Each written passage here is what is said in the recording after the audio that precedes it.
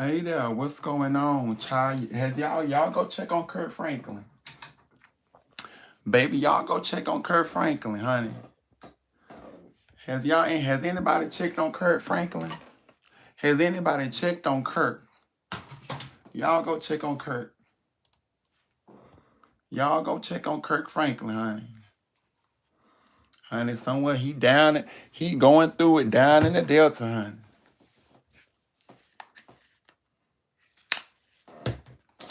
What's up, y'all? It's Mr. 6'8" coming at you with a new video, okay? And look, I don't really get on live that much like that. I don't really get on live that much. Child, what I done did, there we go. I don't really get on live that much like that, but I just want to say, y'all go check on Kirk Franklin. It seems that Kirk has really been going through it lately, okay? He's been really going through it. Now, I'm gonna wait for some more people to come in because I just got a couple of quick things to sit here and say. I said I wasn't gonna come on here because I've been dealing with a cold, y'all. It ain't COVID-nisha, okay? I done got tested and all of that stuff. I just got a little laryngitis, some throat hurt, and all of that good stuff. But ain't no glamour going on today. We just rocking it. If you just coming in, like and share this video, like and share this video. If you just coming in. Once again, I'm not sick. I just got a little laryngitis. Look, a little laryngitis going on in the building. They done tested me for COVID-nisha. Okay? They done tested me for COVID-nisha. It ain't COVID-nisha. I just got a sinus infection and my voice is, doing its own thing. But they got me on all kind of medicine and things and going on. So, we gonna rock right on through it. So anyways, I'm just going to go ahead and start because I ain't been finna be before y'all long. So look, let me tell you something. So I was down to the bed, minding my own business as always last night when all of a sudden I came on, okay, Larry Reed's Live, and I saw a little bit of Larry Reed's Live. And for those of you that don't know who Larry Reed is, he's a really huge social media influencer / blogger in the gospel realm of things on YouTube. He dominates the whole gospel area of YouTube. And basically what it boiled down to is that he went on live talking about that he talked to Kerrion and Kerrion only wanted to do an interview or call with him because he felt like that Larry, wasn't taking sides and things like that. So nonetheless, he went on Larry Reed, Kerrion did, and I guess he told a little bit of his story.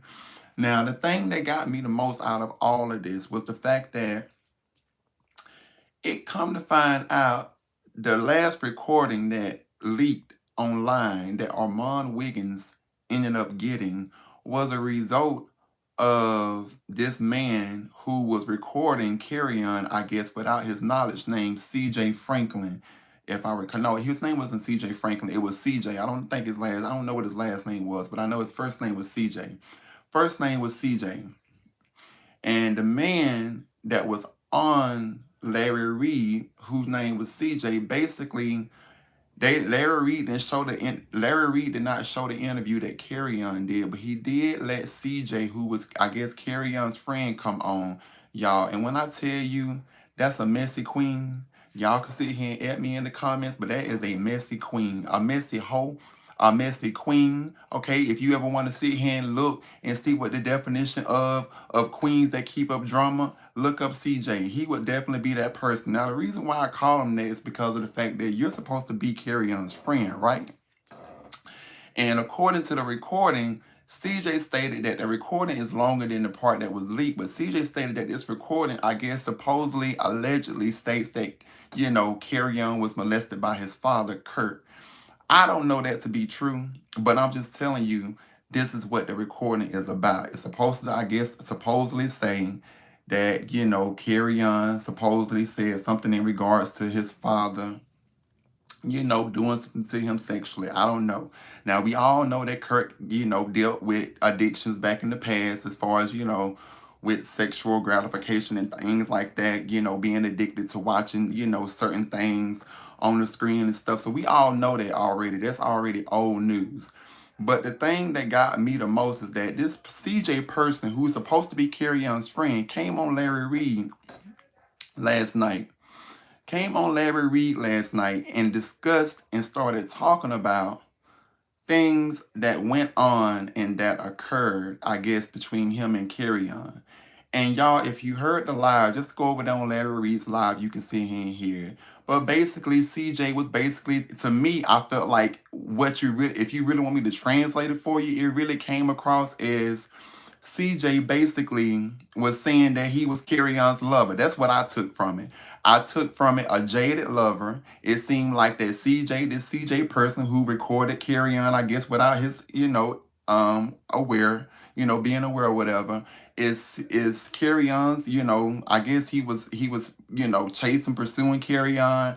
I don't know what happened. He claimed that he was also roommates, I believe, with Kerrion. Long story short, he said that he's recorded Kerrion several times without his, without his, consent and things like that. Basically, because of the fact that he felt like that if it ever came down to it down the road, he would need the recordings for some kind of protection over him because of the whole situation that has taken place. Now, what made me mad is that CJ, this person that is, associated to Kerrion that came on Larry Reed's live last night, basically went on to sit here and say as well that he actually shopped around for prices for the tape. Okay? The recording that got leaked out that Armand Wiggins got, he stated that he shopped around for this recording to different YouTubers, okay, and I guess different media outlets, because he stated that he wanted to make some coin off of it. And he was like, basically Larry Reed was explaining to the audience that, CJ, him mentioning that, and I think CJ lives in California, that over in California, if you got an audio of somebody, especially us of celebrity status, basically these audios can be valued at a great monetary value. So basically CJ, he went on Larry Reed's live and said, yeah, I did shop around the tape. I tried to get Tasha K to buy it. I tried to get Marlon Wiggins to see him buy it. And I think he mentioned some other people. But what really got me is that what kind of friend are you? You want to sit here and clout chase and get on this man's live, clout chasing over a situation that really ain't got nothing to do with you. And the fact that you went on live and sit here and told people that you intentionally meant to leak this tape and shop it around and try to sit here and capitalize off of a situation, okay, that happened. Now, at this particular point, everybody sit here and say it's a private family matter. At this particular point, right, exactly, level up channel, no integrity at all, just disgusting. And at this point, for people that want to say that this is a private family matter, at this particular point, it's no longer a private family matter because of the fact that it's been so much stuff talked about in public and so many people speaking on it that it's just at this point no longer a private family matter. I'm just going to go ahead and call it what it is. And with that being said, because of the stuff that has been leaked and shared online so much, I feel like that, somebody needs to clear something up and it needs to come from the horse's mouth. Now, like I said, Kerrion, excuse me, y'all spin, Lord have mercy. Kerrion came on Larry Reed's live, according to Larry Reed, but I don't recall seeing the interview between the two of them. Now, I don't know if Larry Reed did the interview offline. He planned on posting it. And I know Larry Reed also mentioned that he went down to Tasha K's studio and, discussed this whole situation. And he mentioned that Tasha K may post the video in addition to, the recording or whatever the case, or Kerrion's interview. I don't really see him know. All I know is that I have not seen nothing on Kerrion's page. And it's not that I'm saying I don't believe Kerrion. It's just that I really want him to address the situation on a public platform on his own without going to anybody. I feel like at this point he has enough people behind him to really sit here and say, okay, let's give this man a fair chance and let him tell his story, because we done heard so much stuff about it that we feel like he deserved to tell his story. And if you go on his social media page, he has even mentioned that at one particular point, I guess as time progressed, that he will share his story. So I don't know whether he plans on, as far as sharing it on his platform, or if he has already shared it with Larry Reed, and Larry Reed is going to sit here and post as far as what Kerrion said. All I know is that this CJ person who supposedly leaked the last audio clip of Kerrion talking, okay, amongst Kirk Franklin's song playing in the background, and it was something being said about his father doing, I guess, something to him. That particular audio, CJ came on Larry Reed's live and basically told Larry Reed that, yeah, it's a longer audio than that, and that he was the one that leaked it. And yes, he stated that he did shop it around. For those that are coming in, he stated that he did shop this audio around because of the fact that he wanted to capitalize off of it. He said, is it right? Not necessarily, but did we care? No, is what he basically said. He said he don't care. Even though you claim to have this man's best interest at heart, and you claim to sit here and say you feel bad, and you feel some kind of way about the situation, but you went and said from another end of your mouth that you intentionally pretty much meant to hurt this man and capitalize off a situation because of the fact that you saw a monetary opportunity to do so. And this is what I try to stress to people. you know Even though I feel like God is working on me when it comes to surrounding myself with the right people and learning how to trust people more, but these are some of the reasons why I feel like that I'm to myself a lot. Because for a person to sit there and do that, a person that you've been around, and I'm sure that Kerrion had to have some kind of level of trust to sit here and even be around this person, and to know that you're being recorded without, and I know it's probably, one of those things of what goes around comes around. First, Kerrion did it to his father. Now it's being done to Kerrion. But for you to have these kind of friends in your life who would capitalize off your pain, it says a lot about the kind of people and company that you keep. It really does. It says a lot about the kind of people and company that you keep, because it makes people wonder, if these are the kind of people you associate yourself with, how credible does it make you as a person? Knowing that you will associate yourself with people who actually have intentions on hurting you. I have never in my life seen someone go on a public platform and say that they intentionally meant to hurt a person that they ended up sympathizing with, and end up having sympathy for, because of a situation that happened. I've never seen that happen, that they intentionally meant to capitalize off a person's pain. I never seen that saying happen. That's gotta be some messed up stuff for that to sit here and transpire. Who would do that? Who would do something like that? You got to be a real effed up person. And I really feel like that this CJ person that, supposed to be Kerrion's friend, lover, I don't know. Hell, I don't know who the man is to the man. People at this point want to sit here and allege that Kerrion is gay because this man then came forward and he made it sound like that him and Kerrion had something going on, or that he tried to pursue Kerrion, or whatever the case. But this CJ guy ain't nothing but trouble, and it's nothing but messy. A messy queen. That's all I got from it last night as I was watching it. And it just got to the point, y'all, of where it aggravated me so bad I had to turn the live off, because I was just like, why is this person going on live over a situation that has nothing to do with him at all? At all, period. And then even when Larry Reed, people was in the comments telling Larry Reed, go ahead and end the live because this man ain't nothing but a clout chaser. You can tell that the CJ person was still enjoying getting all of this attention, because it was like he asked Larry Reed, do you have any more questions to ask me? But what made me mad is that you asked Larry Reed, do you have any more questions to ask? Does he have any more questions to ask you? But on the flip side, CJ, when Larry Reed asked you certain questions, you wanted to sit here and dance and tiptoe and not answer the questions, and talking about you either wasn't going to answer that, or either you wasn't going to get into all of that. But then when he got ready to sit here and turn you off, you wanted to sit here and keep egging it on and keep going on and talking about, do you have any more questions for me? So which one is it? Did you actually come up there to tell the truth? Or did you just come up there to sit here and tell parts of the story like we have already received over and over again? And now here it is. We done got this whole entire unnecessary 20-minute, 30-minute rant from you.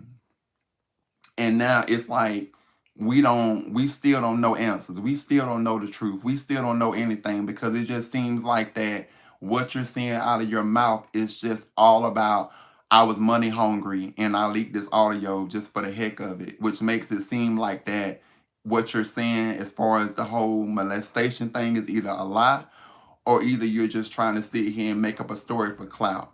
And this is the reason why I said that I wanted to hear what was said or what happened from Kerrion himself on his own platform, not because I don't believe him, not because I'm victim shaming. It's because of the fact that I've been molested. I know what that feels like to deal with that. I know what that feels like when you feel like that at a particular point in your life, it's nobody is going to believe you because it happened so long ago, and you feel like that people are not going to take you serious. I know what that feels like. So that's the reason why I wanted to hear his side. You've heard Kirk's side on Tamarind Hall, okay? You've heard this whole audio that CJ, his friend, supposedly leaked. But I wanted to know and hear it from Kerrion on what happened from his perspective because there's three sides to the story. There's both sides of what happened between two people, and then somewhere down in the middle is the truth. Now I don't care how you slice it, that's how it goes. If you want to find out the truth, you get both sides, and then somewhere in the middle, between those two sides, is going to be the truth, meaning that there are bits and pieces that comes from this side, there's bits and pieces that come from that side, and then somewhere in the middle, those bits and pieces are lined up, and then somewhere in the middle, there's a solid truth, and that combines the entire truth of what happens. And that's why I want to hear Kerrion's side on a public platform on his own free will. I don't want to hear it if it's going to be some kind of, oh, we're not going to release this interview or whatever that was done with Kerrion until such a, no, I just want to hear him go on a live spontaneously with no like planned productions, just go on a live, just hit the live button and just say, you know what, I'm sick and tired of y'all. I'm about to tell my truth because I feel like that at this particular point, this is the only way that this issue will either get some kind of resolution, meaning sense made behind it, or either we can at least say, okay, this is what happened and make up our own, as far as interpretation of what we feel that happened based off both sides of what both parties are saying, Kerrion's mother and father and Kerrion, and just go on about our lives because I just feel like it's being dragged out. The whole fact that people are now saying that Kerrion is gay because of this CJ guy and all this other stuff. I feel like this is stuff that did we really need to know it? I mean, is it really a big issue that a person's sexuality needs to be such a headline? Or to be like, oh well, he's gay, so he probably ain't credible, or this person is gay, so he probably don't, he probably is just mad and upset because his father, like, is it really that big of a deal of a person's sexuality? Why does a person's sexuality always has to come into play when it comes to trying to get an understanding of something? Kerrion, I don't care whether the man is gay, straight, bi, queer, whatever the case. It has nothing to do with the fact, to me at least, on what happened between him and his father. The only way it's got something to do with it is if he feels like that he's gay because of what happened in his past, whatever that may be. Other than that, though, it has nothing to do at all, period, on what happened between him and his father, Kirk Franklin. I just feel like that needs to be left as a separate thing in itself because I'm just sick and tired of people always wanting to sit here and refer back to a person's sexuality, which has nothing to do with it. If the man is gay, so what? Do you know how many gay pastors there are outside of, as far as the LGBT community who are acting straight and we don't know about it? Hell, your pastor could be gay. I'm just saying, your pastor could be doing a lot of things behind closed doors. But at the end of the day, though, do we really know? I mean, will we ever find out? No. I'm just saying. So I mean, the whole gay thing is just so common nowadays because I feel like, hell, who isn't gay? That's the question that needs to be asked: is who isn't gay? Yes, Teresa Green, I definitely agree. There are some puzzle pieces to the puzzle missing. And that's the only thing I'm saying. You know, people got in my comments, people wanted to sit here and say that, you know, I'm the reason why people like Kerrion don't sit here and come forward. And once again, I'm not victim shaming. What I said in my video was is that I just wanted to hear Kerrion's side. You've heard his father and mother's side. Why can't we hear Kerrion's side? We've only heard what Larry Reed interpreted from what happened with Kerrion. I didn't see any video posted unless I missed something that Larry Reed posted in regards to Kerrion. So I'm just trying to get an understanding of, I just want to know what took place and what happened from Kerrion's side. I feel like we've heard everybody in the world, people that you don't even have nothing to do with this, okay? Hence CJ. We done heard everybody in the world. We done heard fathers, mothers, jilted lovers, friends, all kind of people. We done heard everybody's side.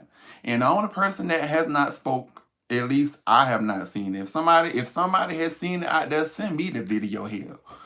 Because I don't have a reason to sit here and capitalize here. I got a job, okay? YouTube ain't my full-time job, so it don't really matter at this point. You know, I'm just now building up my channel, so it don't really sit here and matter. But what does matter is that I have a passion and heart for things like this. These topics, to me, are what I really have passion the most towards because I can relate to certain things that is being said. And if there are certain things that is being said, I feel that like they need to be exposed. And the reason for that is because of the fact that you got to understand the gospel community, there is an angelic positive side to it, no doubt. I'm not taking away from that. I'm not downplaying it. However, there is a very dark demonic side to the gospel community too.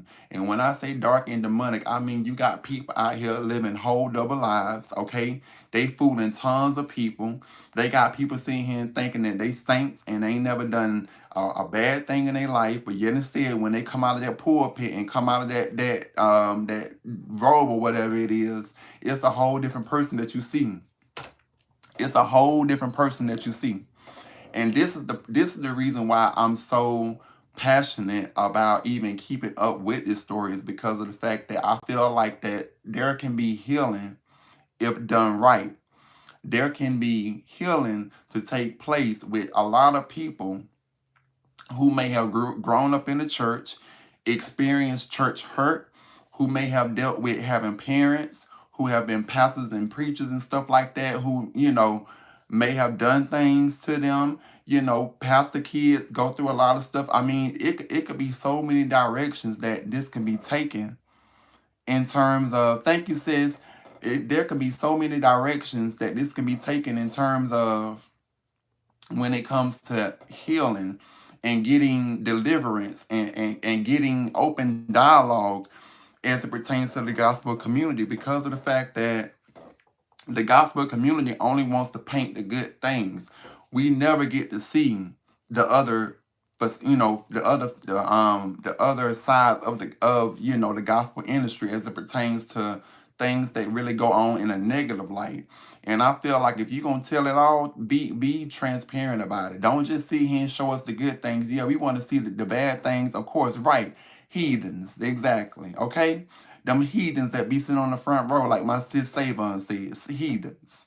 And that's my only thing about it, y'all. That's my only argument about it is that I just feel like that there's more to this story, and I feel like that if the right people come up and speak on it, maybe we can have an open dialogue because for the longest, y'all, I cannot express to y'all how many times I have been embarrassed. I have been accused, falsely accused of all kind of stuff, all because of my sexuality. People wanted to sit here and say, oh, you being this way, your influence on my child, and I know my child don't do this X, Y, and Z because this my child is of the church, and I know my child, and I know it was you that sit here and rubbed off on my child. You don't know anything about me.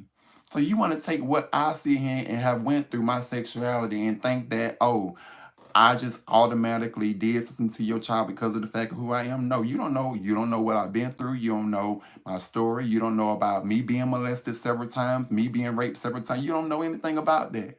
And people always love to sit here and make it seem like that you got perfect people over here who can never do any wrong. And it all comes down to, oh, well, if you got a black sheep in the family, if you got a gay son or gay daughter, if you got a person that got problems with addiction, whatever the case, it's always got to be something related to their fault. It's always got to be something, oh, that person is a problem child, or either a problem to us because of the fact that this person has flaws that are showing up front and they're not hiding them. So that makes this person a bad person, which, in return, discredits the whole entire family and brings shame upon the whole entire family. And see, with the Kerrion thing, do I believe that, he may have some problems? I do definitely believe that he may have some problems. But I definitely do agree, he is venting for a reason.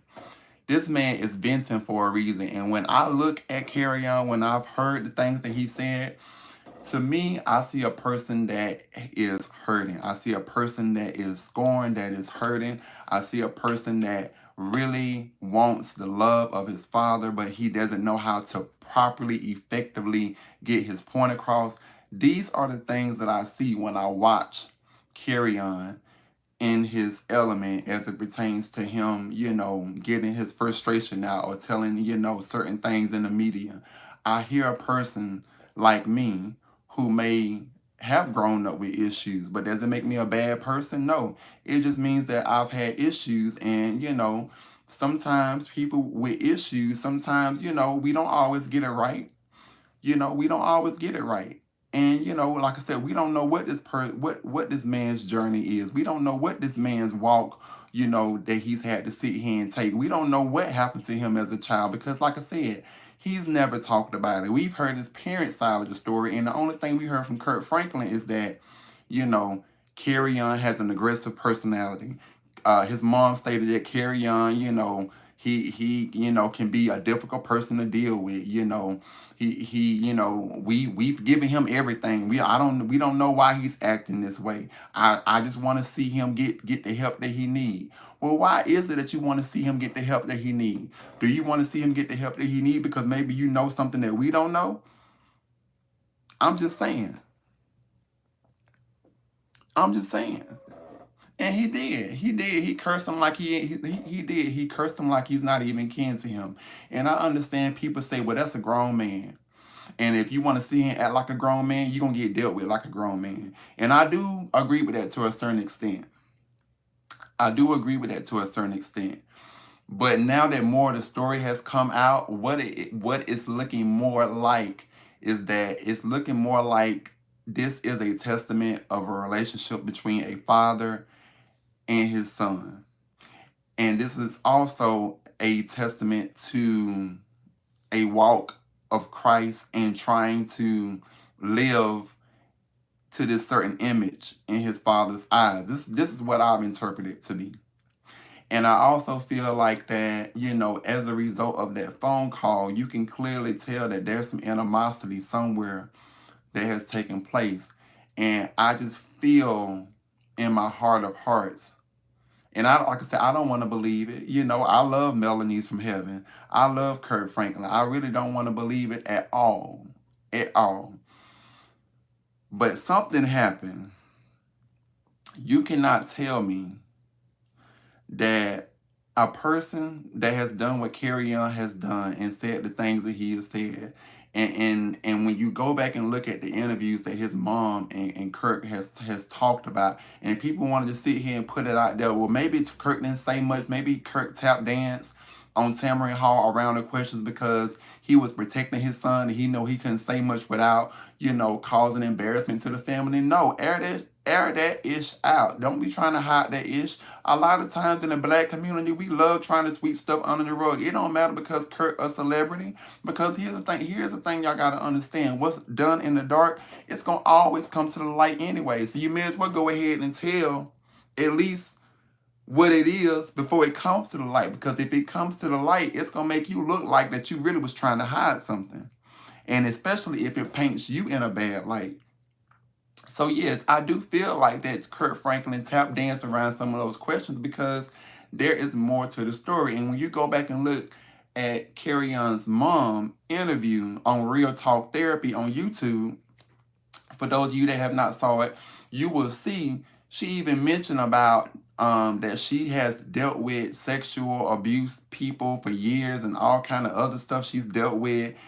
And, you know, when she was speaking on Kerrion, she was, you know, cross-referencing as far as her experience, you know, with dealing with these things as far as, you know, abuse and stuff of children, I guess, or whatever the case, or troubled, you know, troubled teens or whatever the case.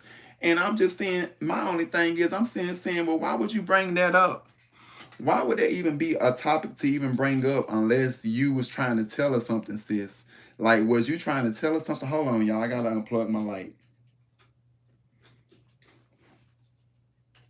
Was you trying to tell us something, sis? Was there a code? Was there something you was trying to share with us and let us know? Was there a secret or something going on that we didn't know about? Because I feel like, well, who would bring a conversation like that up unless there was something that you felt like that happened, but you couldn't tell? Because I just feel like, what did that have to do anything with Kerrion about you telling us your history that you have with dealing with, you know, people that's been, you know, dealing with problems as far as sexual abuse and stuff like that and troubled adolescents? Like, I feel like that was kind of, to me, a little cryptic. Just to me now. I mean, I could be wrong. I'm just saying, just to me. I just feel like, you know, that didn't add up. 1 + 1 did not equal 2 on that one. And then it also felt like that his mom, Sean Ewing, it just felt like that she was really more on Kirk's side in terms of taking sides. And I just feel like that, you know, for you not to be married to this man anymore, maybe it's just me, but I do feel like that, you know, she's somewhat riding Kirk's coattail in terms of his fame and stuff. And, you know, maybe she knows what side her bread is brown and butter on. So maybe that could be why she was taking up more on Kirk's side in the interview. But it just really came across to me that y'all all was trying to tag team up against this man. And then the daughter stepped in and had something to sit here and say about it. And, you know, it was being said that the daughter was saying that, you know, basically indicating Kerrion just being, you know, spoiled and not being able to get what he want, and, you know, I guess growing up being, you know, in a privileged household and things of that nature. But I'm sorry, y'all. Like I said, at the end of the day, it's just a lot of gaps for me. It's the gaps for me. It's the gaps for me. It's the timeline. Okay? It's the lack of explanations that the parents want to give. Okay? And, you know, Kerrion has stated that in due time he will tell his side of the story, which I'm sure he will. But I will say that I do feel different than I did at the beginning in regards to the situation, because I do feel like that there's a toxic environment somewhere. And I know people always want to sit here and say, well, your parents are always right because that's what the Bible says. Obey your parents. Well, that's a touchy subject for me, because while I do agree, but I also disagree. If you got a parent, and like I said, this is not to incriminate anybody. I'm just speaking off the top of my head, hypothetically speaking, allegedly. So let me just throw that out there first, so I don't get sued. But if you got a parent that's sexually abusing you, if you got a parent that you know as a child, he or she has done things to you that are unspeakable acts, does it make the parent right? And does it make the parent a parent? And does it make it wrong if you have a breakdown moment and you decide to sit here and one day up and just snap and just say, you know what? I don't give two flying flips. I'm not even going to call this person my parent anymore. I'm not going to call and pick up the phone anymore. Hell, for all I care, they can die. Does it make it wrong for you to say those things if you don't know exactly what that person had to deal with that parent growing up? Does it make that person disobedient? That's the question that I want. And I think that's the biggest question in this whole entire story with Kerrion and Kirk, is that does it make it right if Kirk did do something hypothetically? Does it make it right? And does it challenge the question that parents are always right in doing things as far as when it comes to their children? Do they always get it right? Or does it make them, as far as people that, you should always say, okay, turn the other cheek. I'm not going to, have arguments, cuss my parents out, get into fights with them.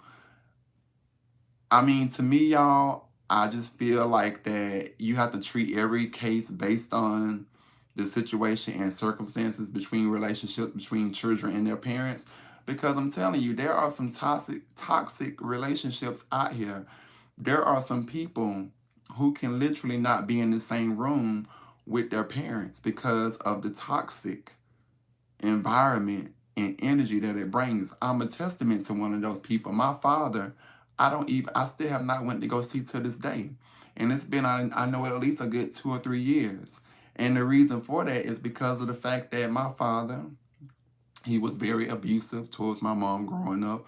Very abusive, very toxic, he was one of those people that he would drink, get drunk, and just do whatever.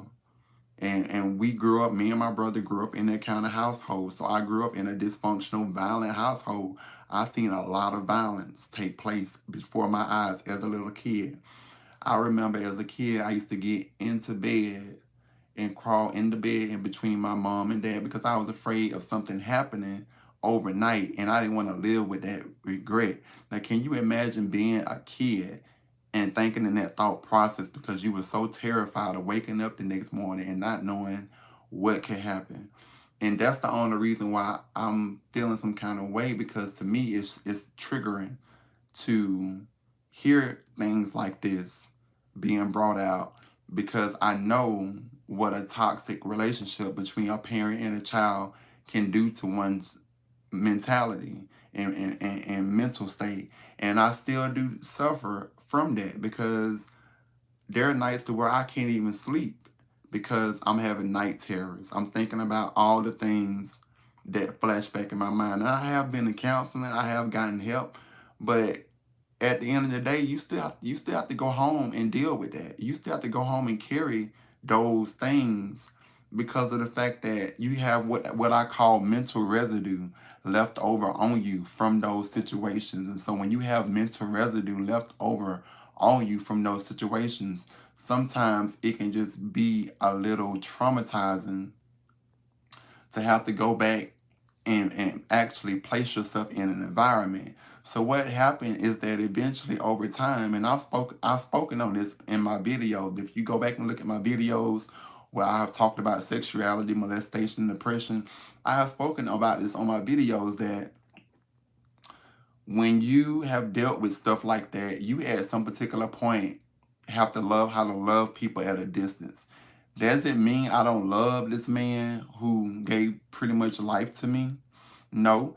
It just means that I know I can't put myself back in that kind of environment. Not only that, y'all, but the fact that he's still, as I'm about to turn 33 as well, he still to this day has not taken ownership. He denies everything. He denies ever putting his hand on my mom. He denies ever putting his hand on his mom. He beat his own mom up, 79 to 80 years old, I believe, if I'm not mistaken. He beat his own mother up. Anybody that will beat their own mom up, pulled her out the car, snatched her by the glasses, and threw her down on the ground. For what? All because of the fact of she told him she was going to give him something that he was paying her a month on. And because of the fact that somebody offered cash to her, even though he was paying monthly payments, which at one point he stopped even paying the little money that he did agree to pay her. There was nothing in writing. So here, I would sit here and sell it too.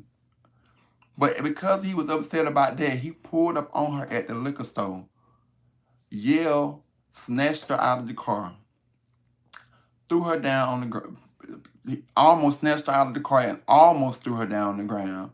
Broke her glasses. Okay? And she had to go to the hospital. And my only thing is that between the time that that happened a few years ago, between the time that I was a child, that's like a decade, well, over a decade apart. So that man did not change. That lets you know that the man did not change. That man did not change. And the bad part about it is that it took for that to happen to my grandmother, his mom, for people in the town that he stays in to start believing that he did beat on my mom. Because for a long time, I felt like people didn't see him believe it because of the fact that he had such this image in the public that where it was just like, oh, you know, I know that's a good man. I know he would never do nothing like that. He ain't never showed me no side like that. So if he ain't never showed me no side like that, I'm not going to believe it, right? So that's exactly what it was given. So because it was given that, until he did something in public to my grandmother, his mom, is when people started to believe, well, dang, if he did this to her, maybe he did X, Y, and Z way back when he was married to my mom. And that's the only reason why I say to y'all, it does not matter that a person has a pristine image. It does not matter that a person has, you know, been an influence. And I'm not, like I said, this once again, I'm not to see and say that Kirk did or did not do anything. I don't know. I can only speak to you from my experience and what I have experienced. And what I have experienced is that people that live these big, huge lives in public as this upstanding person, you don't know what they go behind closed doors. You don't know what kind of demons they got behind closed doors. So I just feel like we need to be a little bit more mindful of being so quick to take sides. And that's something that I had to remind myself in this story, is that, Tristan, don't be so quick to take sides, because you remember where you were and what your thoughts was and your relationship was with your father. And you saw how everybody did not believe a lot of stuff that happened because of his image in the public. So I hope that this video helps somebody. I hope it challenged somebody. I wasn't intending on getting on here. Like I said, I've been under the weather. My voice has been going in and out. But if you liked this video, like and share this video. Support the channel. Keep Kerrion in your prayers. Keep the whole family in your prayers, child. That's all I can tell you. Keep the whole family in your prayers. And I just hope that this video, finds someone, and that someone is able to take this video and, let it really marinate and challenge your thought process about a lot. And I see someone who wrote, Stephen Christian wrote, oh goodness, hold on, y'all. Kerrion is really hurting, and I'm praying for him. And Kirk Franklin, he's definitely in pain here, and I wouldn't be surprised if it did come out that he was molested. I definitely agree. I definitely do agree. Teresa Green put dysfunctional families. Yes, I agree. Dysfunctional families at its finest. Hey, Doris Delaney. Hey, Sandy Moon. Thank you, Savon, again. Make sure I get everyone. Level Up Channel. Hey, Level Up Channel. Thank you all so much for your commentary again. Like I said, I didn't want to be before y'all before long. You know how the pastors sit here and tell you they ain't want to be before y'all before long, and they gonna sit here and close out. Then it'll be a whole nother hour, and everybody done fell out all on the pews, child. They done fell out on the pews, fell out on each other. Okay, somebody done sit here and caught the Holy Ghost and done sit here and stuck one of them stiletto high heels into somebody's hand that was laying down on the floor. Okay, they done sit here and done all kind of stuff carrying on. Okay, I'm just saying, so when the pastor say that give y'all 10 more minutes, he really mean 30 more minutes. Okay, so I do apologize for running over a little over my time here. Stephen Christian also wrote, I'm a sexual physical abuse survivor and mental health advocate. Y'all gotta get used to this live. Y'all not used to doing YouTube live. Hold on a second. The long-lasting effects of childhood trauma never go away. It haunts, but with God and therapy, healing will begin. And I definitely do agree. And I'm gonna be honest with y'all. So I do identify as bisexual. The reason why I identify as bisexual, even though I've been told, yeah, I do have feminine energy, I get it. I mean, it is what it is, whatever. But I identify as bisexual because deep down, there will always be this war within me that I feel like sometimes what would my life have been like if it was with a woman? And so because of that, I feel like that there's still a part of me that still desires that. But I also do know that a lot of straight women, once they find out that a man is, gay or have dealt with men, it changes their whole perception of the person. And I can understand why. I mean, I really can. No tea, no shade. I can understand why, because now you gotta look at it as, sorry y'all, can you see me? Okay. You got to look at it as being, the woman is seeing that, oh, this man has messed with men. I don't know if he's been using protection all the time. If he likes men, how can I compete with something like that? If the person likes a man, there's no competition, no room for me. I can understand how a woman would feel some kind of way about that. So I get it. But deep down, there will always be a part of me that will feel like, what would my life have been like had it went the other way? Now, if you have watched my other videos, you would know that my coming into my sexuality, and this is just kind of an off the topic secondary thing, but coming into my sexuality, it was because of the fact that I feel like, yeah, I was always this way. I always had some kind of feelings towards men as well. But I do feel like, and I tell people this all the time, for a very long time, up until I hit teenage years, as far as an adult, over a minor age, that all I knew was a man. Even though I had a girlfriend back in high school, middle school, you know, all I ever knew was the touch of another man involuntarily. I was molested several times, so many times. And then not growing up in a household with a father and being raised further down the line by a bunch of women, it just, I felt like, yeah, I did grow up this way. I do feel like I've always had feelings for men. But on the flip side, I do feel like that some of that, just a tidbit of that, was some influence, because by the time I had hit 18, I had dealt with so many men in my family who had molested me that it became like, oh, this must be the way of life. So what happened is that the way that I was prior to being molested versus what happened to me kind of fused with each other. And now you have me as a person. And that's why I consider myself to be bisexual, because of the fact that I do still have attraction, physical attraction towards women. As a matter of fact, not only towards women, but I like older women. And as far as with men, I like older men. I don't want to really date nobody younger than me, only because of the fact that it's a reminder of an older person versus younger person. It feels like I'm preying on somebody. In other words, when I date somebody younger than me, it feels like I'm some kind of, I don't know, it just makes me feel weird. So I say all of that to sit here and say that, people's journeys and stuff, everybody got a journey, everybody got a story. There's things that people deal with, how we came to be who we are. You just never know a person's story until you really know a person's story. And I just really pray for people out there, everybody in the world who is going through something right now similar, or who has dealt with things similar as it pertains in contrast with this story. And I just hope that you all really just stay encouraged. Make sure you just, I know it may get hard at times. I know there may be times where you may feel like that your prayers are going unheard. You may not feel like you have a voice, but trust me, you do have a voice. You always have a voice. You always have a voice. And if anything, just know that I support you 100%.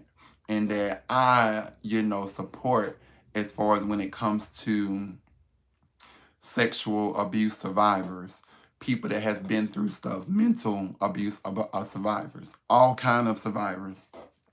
I stand with you in solidarity. I really do. And I just hope that, like I said, I hope that Kerrion, whatever he's going through, I just hope that he gets the deliverance that he needs. And I hope that he has better people in his life and surrounds himself with better people, because that CJ person that was on Larry Reed's live last night, that man was toxic as hell. Toxic. Okay? A old toxic queen is what he was. I'm just going to call it the way I see it. Get mad at me in the comments, but I'm just calling the way I see it. He was a toxic queen. But anyways, I'm just ranting. I'm going to get off here. I love every one of y'all. Make sure you subscribe to this channel. Tell a friend. And just know that somebody loves you. Until next time, my fun sizers. Peace. All right, y'all. I'll make sure I can see him end this without seeing him messing it up. All right. I'm off.